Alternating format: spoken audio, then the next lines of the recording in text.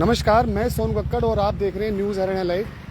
बता दें अपने दर्शकों को, आप देख सकते हैं सामने सीपी ऑफिस के बाहर मौजूद है और सीपी ऑफिस के बाहर एक तमाम भीड़ जमा है। हम बता दें भीड़ भी किस लिए जमा है, क्योंकि आज से कुछ दिन पहले एक बच्ची 16 साल की बच्ची जो कि घर से निकलती है कॉपी लेने के लिए डोबा कॉलोनी से, और शाम के टाइम निकलती है और उस दिन के बाद वो घर पर नहीं पहुंचती। उसी को लेके, उसी की गुहार को लेके, उसको न्याय दिलाने के को लेकर आज सभी लोग, उसके माँ, पिता, भाई और समाज सेवी अभिषेक गोस्वामी जी पहुंचे हैं न्याय की गुहार लगाने के लिए सीपी कार्यालय में। तो एक बार उनसे ही पूछेंगे क्या वजह है कि अभी तक कोई कार्रवाई नहीं होती है। सर नमस्कार। सर नमस्कार। क्या कारण है आज सीपी ऑफिस पहुंचे? सर आज एक प्रमुख कारण है, शहर के अंदर इतनी वारदातें हो रही हैं। फरीदाबाद शहर जो है क्राइम सिटी बन चुका, स्मार्ट सिटी के नाम पे क्राइम सिटी बन चुका। ठीक है, प्रशासन जागने का नाम नहीं लेता। अभी कुछ दिन पहले आपने 4 तारीख के अखबार में देखी होगी और 3 तारीख को कुछ शायद मीडिया कर्मी भाइयों ने भी चलाई थी।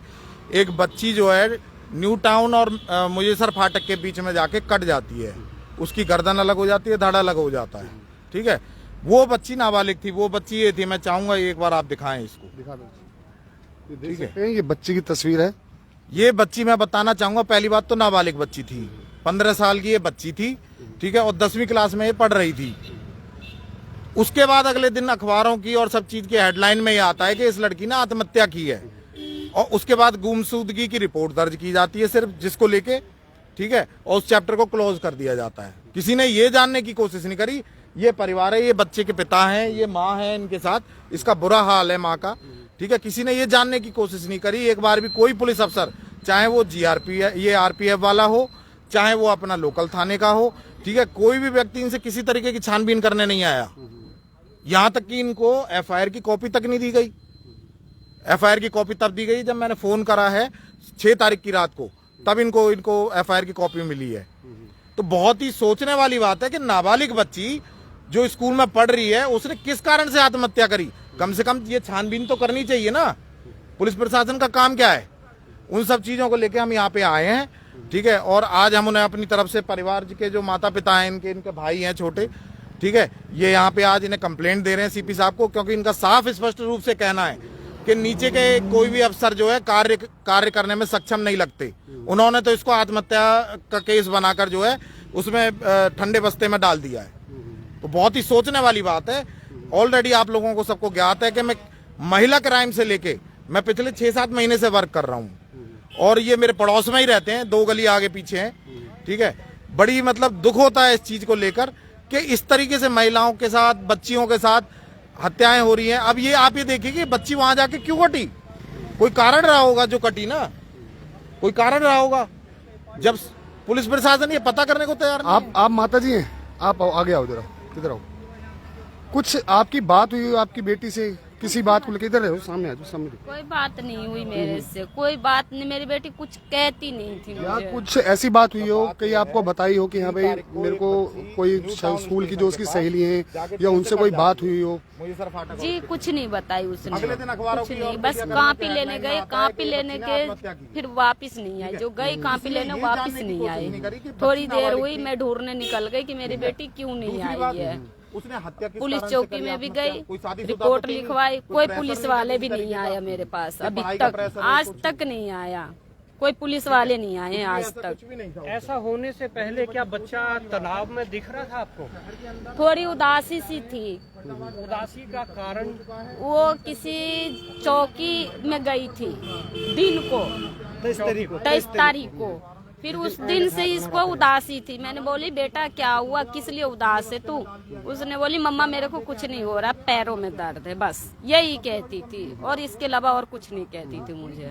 चौकी से आपका मतलब? चौकी गई थी, जागरण चौकी? किसी सहेली के घर, वंदना के घर गई थी। वंदना के स्कूल में पढ़ती ना सहेली, उसी के घर पे ये जागरण चौकी लगी हुई थी माता रानी की, गाजीपुर में। उसी के घर गई थी वो शाम के करीब। उसी दिन से उदासी थी। आप कौन है भाई है? मैं उनका बड़ा भाई हूँ। आपकी कोई बात हो, चलो माँ से बात नहीं करी, भाई से बात कर ले, छोटे या बड़े हो आप उससे? मैं सबसे बड़ा भाई हूँ। कोई आपसे कोई बात करी हो लड़की ने कि भाई मेरे को इससे परेशानी है, ये दिक्कत है, किसी भी तरह कोई परेशानी हो, किसी भी तरह कोई बात नहीं है? नहीं, मेरी किसी तरह की बात नहीं। मैं तो पूछता भी था, मेरी मतलब कहता था खुशबू कोई चीज दिक्कत है, कोई परेशानी तो मेरे को बता। वो कुछ नहीं बताती थी मेरे को। बिटिया की एज लगभग क्या रही होगी? 15 साल जी। कौन सी कक्षा की छात्रा थी? 10 जी। आपने उसके किसी दोस्त से पूछताछ करी हो?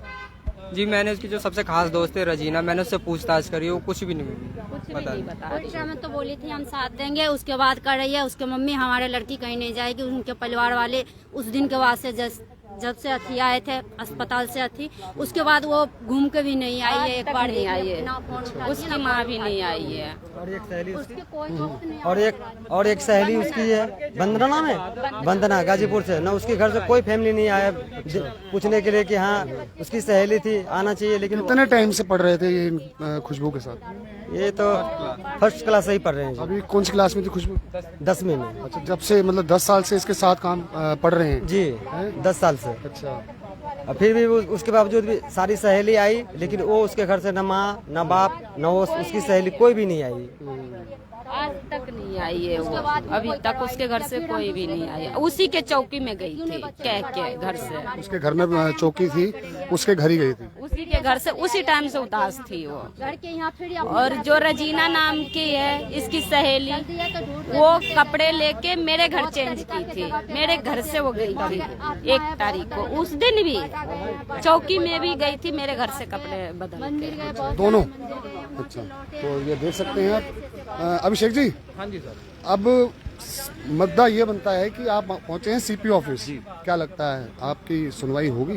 देखिए, आज तो गुहार लगाने आए हैं हम सीपी साहब के पास, और मेरे ख्याल से सबसे सीपी साहब आए हैं। मैं फर्स्ट टाइम इनसे मुलाकात कर रहा हूँ। बीच में मेरी डीजीपी साहब जो नए आए थे, क्योंकि मोस्टली अधिकारी बदल गए हैं। सीपी विकास अरोड़ा जी के साथ मेरे अच्छे संपर्क रहे थे, डीसीपी साहब से भी मेरे रहते, तो मैं इनसे भी एक गुहार करूंगा। बहुत ही गरीब परिवार है, इन पे ऑटो से आने तक का किराए का पैसा नहीं था। इन्होंने बेचारों ने इधर उधर से कर कुरा के जैसे तैसे करके, ये सभी लोग इनकी सपोर्ट में आए हैं, गली मोहल्ले के लोग। उनका साफ कहना है गली मोहल्ले के लोगों का, लड़की इतनी सीधी थी, इतनी अच्छी लड़की थी कि आज तक हमने उसको गलत नहीं देखा था लड़की को। तो ऐसी क्या घटना उस बच्ची के साथ हो गई जो उसे आत्महत्या करने के लिए मजबूर होना पड़ा? जो आप व्यक्ति के बारे में बता रहे हैं, वो स्टेशन पे एक के साथ मिलती है, हेलमेट पहना हुआ आदमी होता है, जो भी है वो XYZ। तो बताया गया कि वो ट्रेन से नहीं कटी है। इनके परिवार ही बता रहे कि उन्हें बॉडी पे या फिर उनके कपड़ों पे कोई ब्लड के निशान नहीं थे। अगर ट्रेन से कटती तो ब्लड के निशान कपड़ों पे होते। तो देखिए, ये है जांच का विषय। ये पुलिस प्रशासन जांच करे कि किस तरीके से उसकी मृत्यु हुई है। इस बारे में मैं कुछ नहीं कहूंगा, क्योंकि मृत्यु तो बच्ची की हुई है ना, अखबारों में छपी है, मीडिया में आई है, सोशल मीडिया में चली है। बच्ची की मृत्यु हुई है, माँ बाप आए हुए हैं शिकायत लेके। मेन चीज ये है कि उसके साथ वो अज्ञात व्यक्ति कौन था। और सबसे बड़ी बात मैं आपको बता दूं, अभी मैं जब वहां से चला हूं डबुआ चौक से इन लोगों के साथ, तो अभी किसी व्यक्ति का मेरे पे थ्रेट आया था। उस व्यक्ति ने अपने किसी व्यक्ति को भेजा, उसने मेरे को कॉल करी, अपने फोन से बात कराई कि भैया 1 मिनट बात करना। मैंने सोचा ये परिवार के साथ है वो बच्चा, ठीक है। उनने मेरे से बात कराई, तो बंदा मेरे से पूछता है कि आप कौन होते हो, क्यों जा रहे हो आप सी के पास, आपके पास क्या सबूत है? तो इसका मतलब ये है कि जब मुझे रोका जा रहा है तो कहीं ना कहीं दाल में कुछ काला है। ये आत्महत्या नहीं है, ये एक तरीके से सीधा साधा मर्डर है, जिसको आत्महत्या में तब्दील किया गया है। क्योंकि किसी के ऊपर आत्महत्या के लिए प्रेशर करना भी एक तरह से मर्डर के रूप में आता है, ठीक है। तो ये पुलिस के लिए जांच का विषय है, पुलिस को इसको जांच करनी चाहिए निष्पक्ष इधर आ रूप जाओ। से। तो आप देख सकते हैं तमाम, ये माँ है, आप देख सकते हैं माँ का रो रो कर बुरा हाल है। ये भाई है, ये फादर है, और सबका एक ही कहना है कि खुशबू को न्याय दिलवाने के लिए आज सीपी कार्यालय पहुंचे हैं, और शायद हो सकता है कि इनकी गुहार सुनी जाए सीपी कार्यालय में। और मैं एक बार सभी अपने दर्शकों से अनुरोध करूंगा, अपील करूंगा, खबर को शेयर करें, क्योंकि एक बच्ची को न्याय दिलाने का मामला है। क्योंकि आपका एक शेयर शायद हो सकता है खुशबू को न्याय दिला सके। तो आप देख सकते हैं किस तरह से पूरा परिवार पहुंचा हुआ है, आस पड़ोस के सब लोग पहुंचे हुए हैं। मैडम, एक और आप पड़ोस से हैं, मतलब खुशबू का नेचर कैसा था आस पड़ोस में, कैसे मतलब? उसका नेचर सही था सर। अब अंदर का मामले कोई ऐसे नहीं कर सकता, लेकिन उसके सहेली क्यों नहीं आ रहे हैं सर सामने? हमें ये इस चीज का डाउट लग रही है। जब उसके एक थाली में खाना था, एक थाली में बैठना था, सिर्फ उस दिन आई है, उसके बाद ना उसके माँ आ रहे हैं, ना उसके घर वाले आ रहे, कह रहे हैं हमारे बेटी नहीं जाएगी। जब वो सच्ची है तो सामने क्यों नहीं आ रहे हैं हमारे लड़की के लिए? हमें इंसाफ चाहिए उसके, ना पुलिस वाले कार्रवाई कर रहे हैं उन पे।